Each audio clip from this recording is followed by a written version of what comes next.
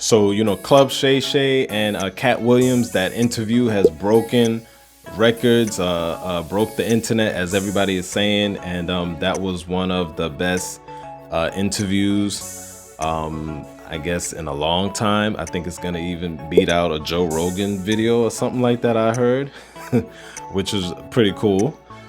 So for Katt Williams, I thought it was a dope interview. He basically was, as you already know, just calling people out and responding to other comedians that were calling him out, I guess. Or I guess they were giving their take on how they felt about him in certain situations. What I thought about that interview, there was a lot of different points that I thought was interesting. But one of the things is that I find crazy, but it's so common, stealing in the industry, and this entertainment industry goes way back to the beginning of the industry all in itself, from stealing movie script ideas, stealing song lyrics for songs, stealing song melodies, stealing jokes, stealing, it's happening every day. I mean, even as we speak right now, somebody's joke is being stolen, I'm sure. But so he was saying Cedric The Entertainer had basically stole one of his jokes that he used on the Kings of Comedy. And my thing with Cedric The Entertainer is he's not owning up to it, I guess, to some degree. And I guess maybe he's saying it's his joke or whatever the case is, or he didn't steal the joke.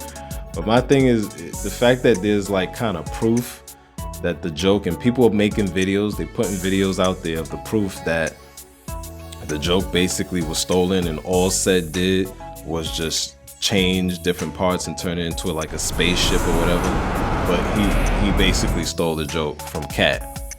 My thing is, in this industry, I feel like if you're gonna be performing for a crowd of people, you're gonna be videotaped, you're gonna be out there, it's gonna be on VHS, back in the day, VHS, so it's gonna be on DVD. You might as well just own up and just say, hey, I got this joke from Katt Williams, I just changed a few things and I'm gonna perform it. And that's what you gotta do, is even when you're in interviews and people ask you about the joke, all you gotta do is just give the person their credit, their due. I never really understood that with people who do that, where you have a joke or a song lyric or a melody and you heard it from somewhere else or got it from somebody else, but you choose not to bring it up, you choose not to talk about it or act like you don't know what they're talking about, like you made it up. My thing is, just be real about it and just say, hey, I got this from such and such, I thought it was a great thing and I wanted to put my own twist on it and I asked them for permission. It's as simple as that. So I never really understood why people do that. They act like they don't know what you're talking about. And like I said, with the whole thing with Ced and Katt, the proof is kind of out there, and Katt basically said that, Ced he's not a writer or he's not a good writer or whatever.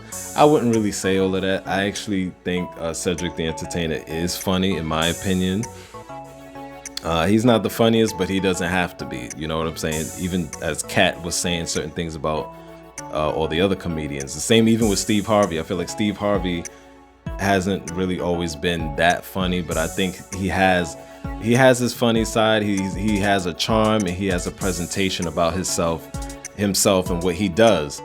On TV with the Steve Harvey Show and Family Feud and stuff, and you can't be mad at that. I'm not mad at that or whatever. I respect them all for doing what they're doing or whatever.